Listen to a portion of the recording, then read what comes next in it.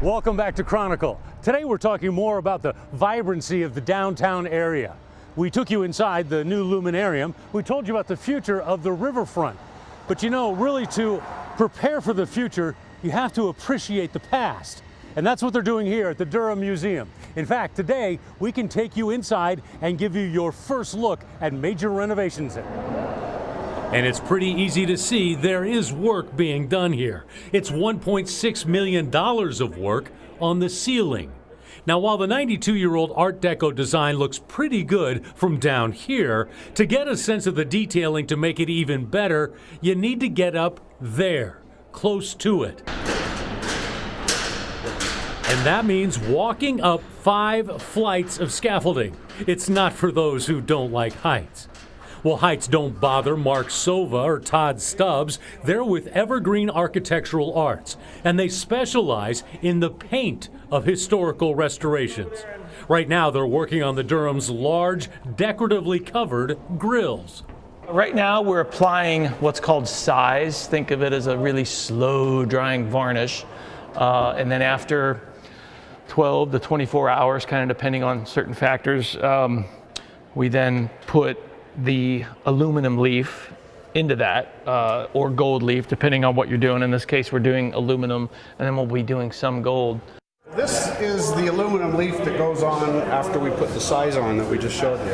Okay. We apply it's on paper like this, and we just kind of press it up into the creases, and it sticks wherever the size is. And then we go over it with a really soft brush and just kind of take away all of the excess and brush away all of the loose leaf. It's just an honor to say you did it and have a part of it, to look back at it and know it's part of history and you're preserving a part of history, and it's kind of a privilege. Basically, we had to pretty much paint all of the surfaces up here. Okay. A couple of the colors have been tweaked to more accurate historic colors. You know, try to get it right historically, I think, you know, color-wise and all that. But, you know, of course, just preservation.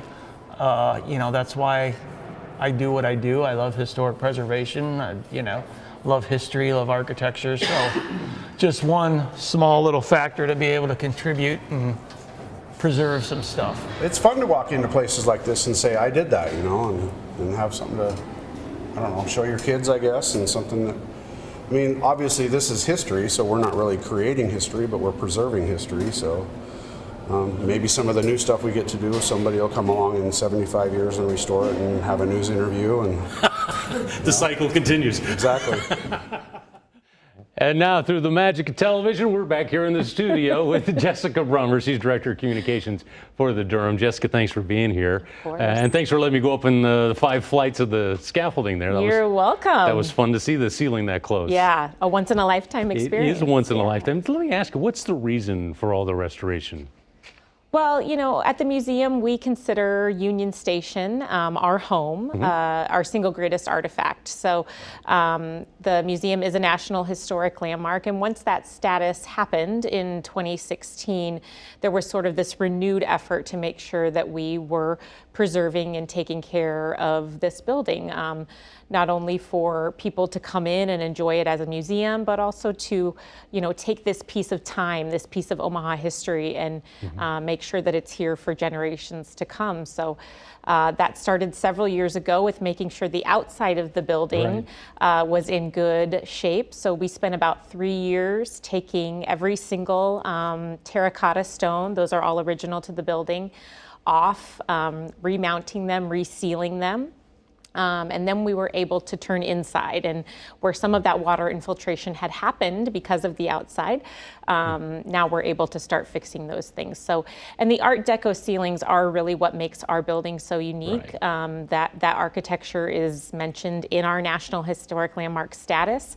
So the ceilings in particular, we know how loved they are, and they're ready to have a whole new life after this process. Was there a lot of damage? Was there a lot of water damage, or was this just more of a touch-up? This is There were certainly significant areas of water damage, but part of the project is cleaning. You know, you don't always get the chance to be that close up to the ceiling, so cleaning is a part of it.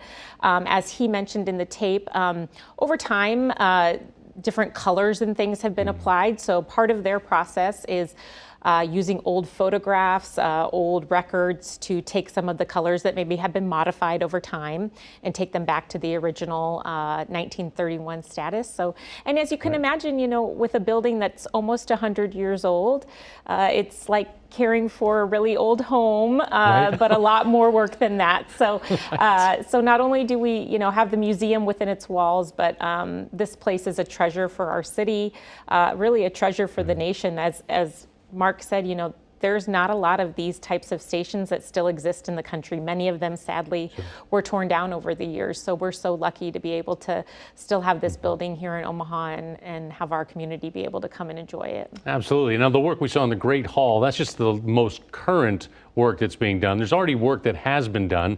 Let's walk through a little bit of it. The Swanson Gallery on the east side of the building. We were in that for a little bit. What was done in that room?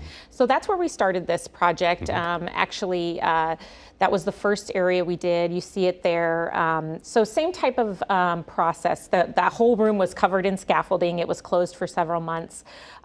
They did the aluminum leaf process there, and the gold leaf, as you can see, those vents above those original chandeliers all have that leafing on them, and it's just such a beautiful detail. So you can walk in there now. They're all clean. All those areas where the plaster had been damaged from water infiltration have been fixed. So that room is sort of what the whole Great Hall will look like once that project's done. So. And also then on the other side of the building, on the west wing, basically for the people who go there, that's the side that goes up to 10th Street, pretty much. Yes. What was done in there? Yeah, that was the first part of this project, and that scaffolding has now been removed. So if you come in now, you'll see what is happening there. I think a really fun nugget about this area is that those areas that you kind of see that look like big brown stripes, we call them the stair steps.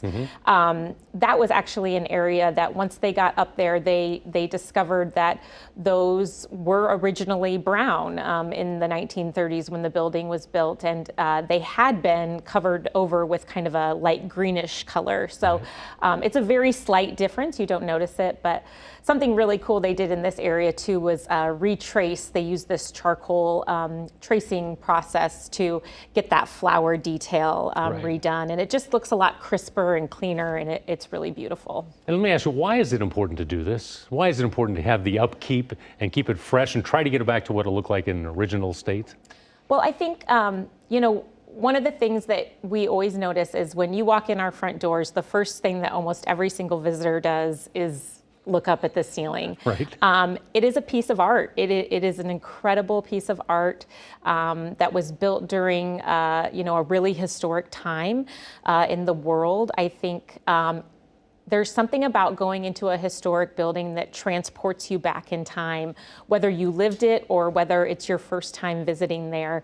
And I think, you know, we have to kind of always understand our past, you know, like you said, to know where we're going. And we're lucky that we get to be a history museum inside of a National Historic Landmark. And so for us, taking care of this building, making sure that it shines for generations to come, we know it's important to Omaha. We know the people love it, and we want to take good care of it. Yeah, we love it. Being a neighbor right across the tracks from us. All right, Jessica, I appreciate you coming in, and good luck with the restoration. Thank you. Thanks for coming. You bet.